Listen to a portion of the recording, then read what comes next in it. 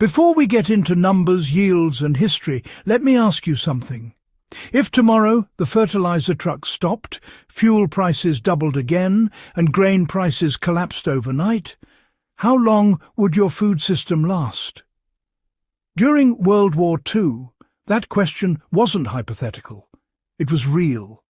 Rail lines were strained, imports were cut, and farmers were told to produce more with less.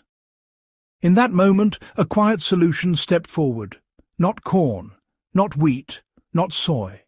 A tree crop that required almost no fuel, minimal inputs, and paid steady returns year after year. For a brief time, this crop outperformed corn on marginal land, fed families and stabilized rural incomes. Then, after the war, it vanished from mainstream farming. It wasn't because it failed, it was because it didn't fit the new industrial model. Today, most farmers have never been taught about it, most homesteaders have never been shown how powerful it can be, yet it is still growing quietly in old orchards and forgotten hedgerows, producing wealth and food every season. This is the story of how farmers were trained to forget it, and how you can bring it back. During World War II, governments faced a serious problem. Grain farming depended heavily on fuel, machinery, synthetic fertilizer and large labour forces. All of those were being redirected to the war effort. At the same time, demand for food was rising. Soldiers needed calories, cities needed stability, rural families needed income. Agricultural planners began promoting perennial crops that required less annual input.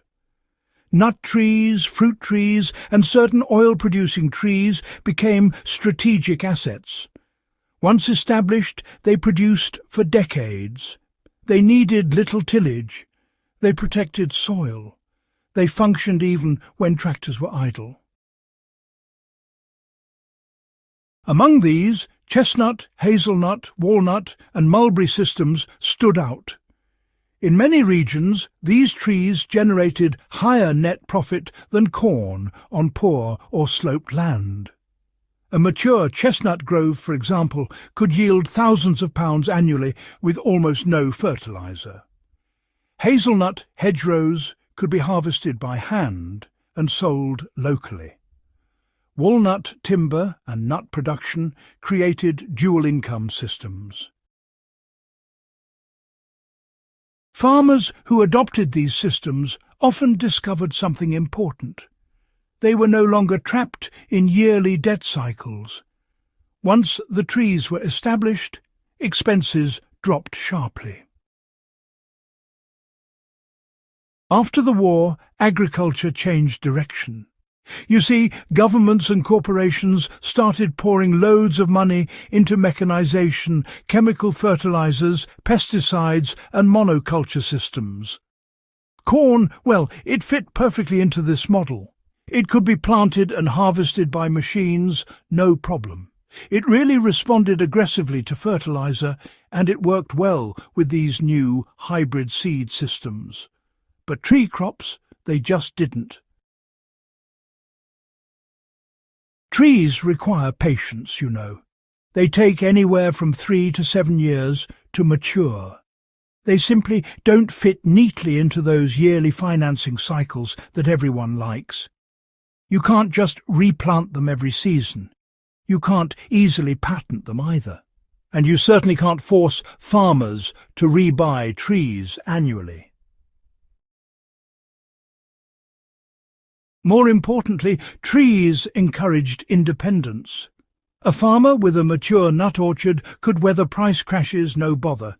He could sell locally, feed his livestock, and store his harvests for years.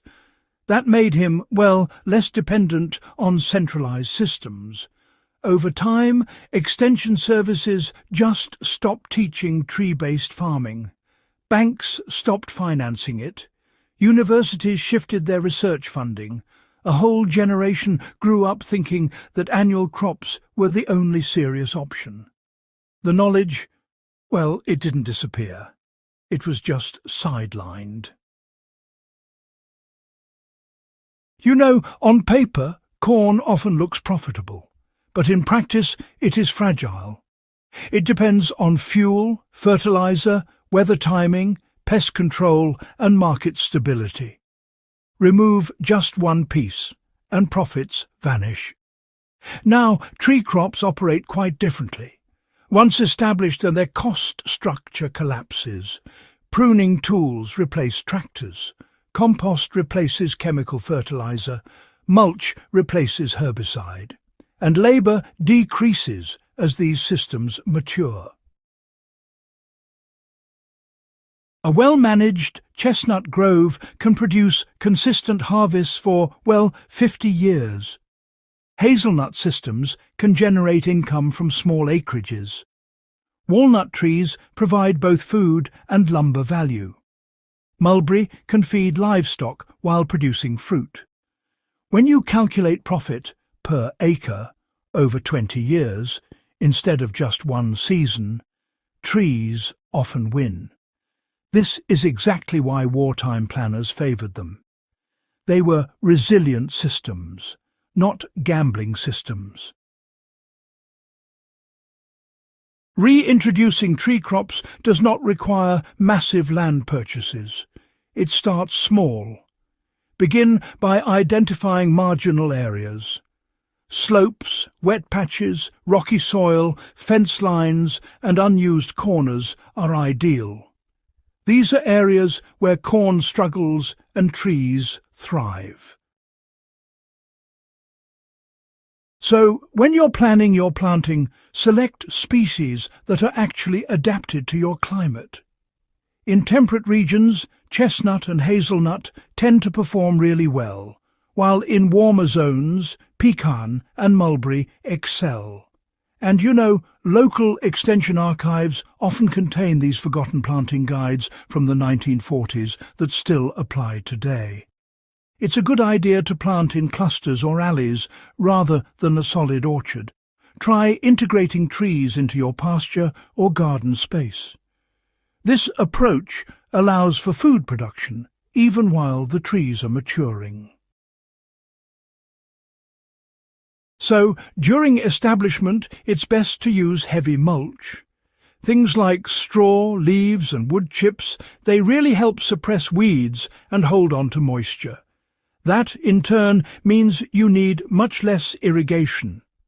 In the early years, it's wise to prune lightly.